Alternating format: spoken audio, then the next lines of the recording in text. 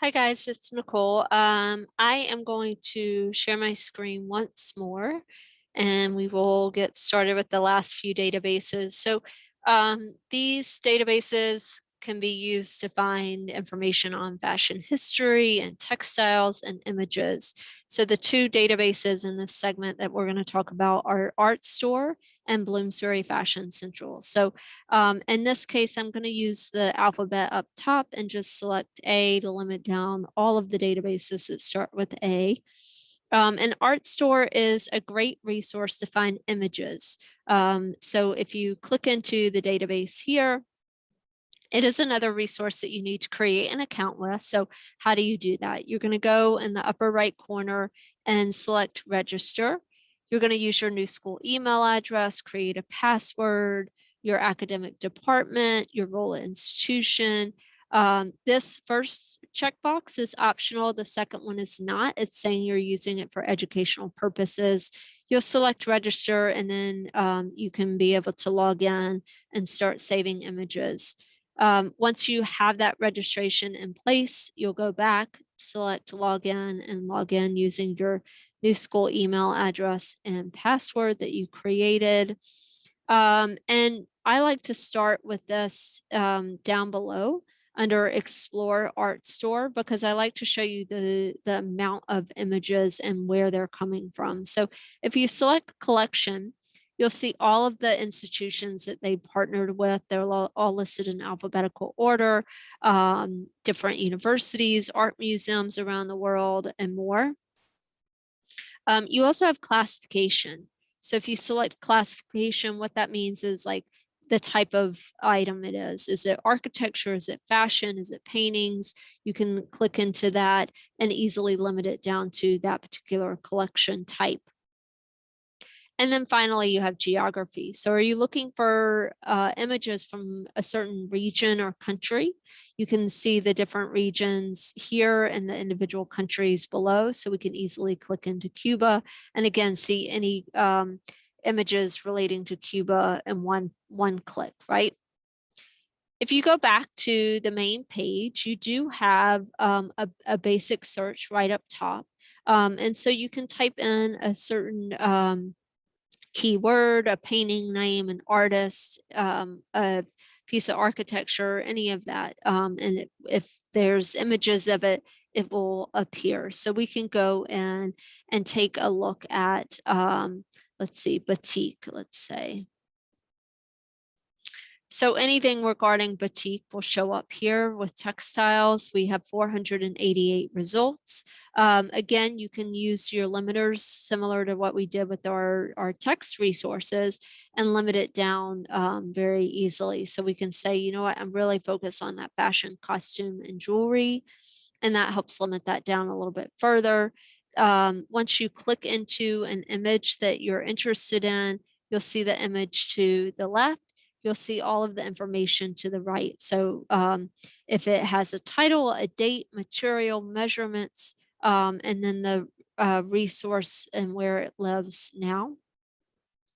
You'll see the download option. So you can download the item. Again, you're accepting, saying you're using it for educational purposes, and it will download and you can use that image in your report and so forth. You also have a cite this item. So again, go down and you'll see Chicago listed here. It is important not only to cite your text resources, but your image resources as well.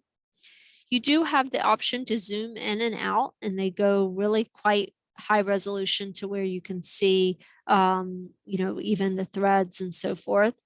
You can easily click back to fit to view with that third icon option. We can go back to results very quickly. Again, click into another image and you can, you know, scroll in and out and see the different viewpoints of the dress or the painting or whatnot. Again, on the far right-hand side, you have all of the details on this particular item, the cite and download option as well. So what's the difference between using something like Artstor versus Google Images? You'll notice, again, they're all high resolution images. So if you print them out or you use them in a project later down the line for your school, they are not pixelated. You also don't have watermarks all over them. And they're coming from reliable sources as well, which is great. So let's jump back to the database A to Z page and scroll back up top. And again, the other resource I wanted to show you is Bloomsbury Fashion Central. So I'm going to select B and scroll down, and you'll see we actually have a lot of Bloomsbury products. Fashion Central includes multiple resources in one. So we can click into Fashion Central here. And you'll see you're searching for different databases. The Berg Fashion Library, which has encyclopedia entries, articles, books, and more. You have the fashion business cases, the books library, and the photography archives. So again, it's a great resource for text and images here. You have your search right here. So again, we can go in and search for boutique again. And if there's any images, they're going to show up top, and any text information will show up down below. You have your limiters over to the far left-hand side to limit that down as well. If you want to take a look at all of the image results, because you'll see there's over 1,100 images, you'll select View the Image Results, and it will list multiple images on one page. You can see small, medium, or large images. Easily click into the image.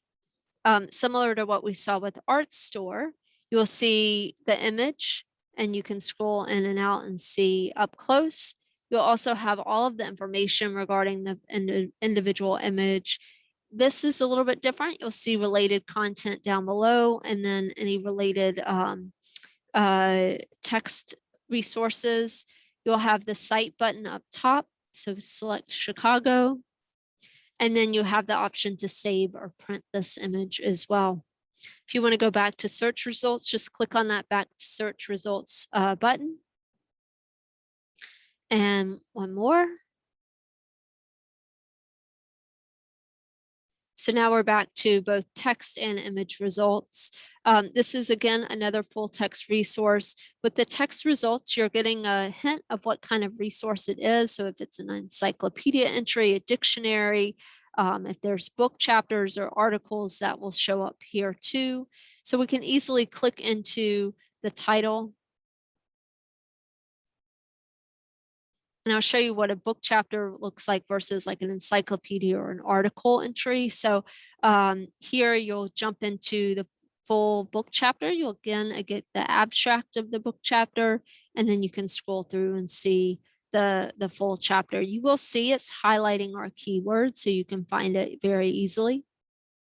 You have the cite, the save, and the print buttons up top. And then for the book chapter, similar to what we saw with JSTOR, you've got the different chapters over on the far left-hand side, so you could easily jump into the rest of the ebook if you want to. So let's go back. Let me just jump back real quick.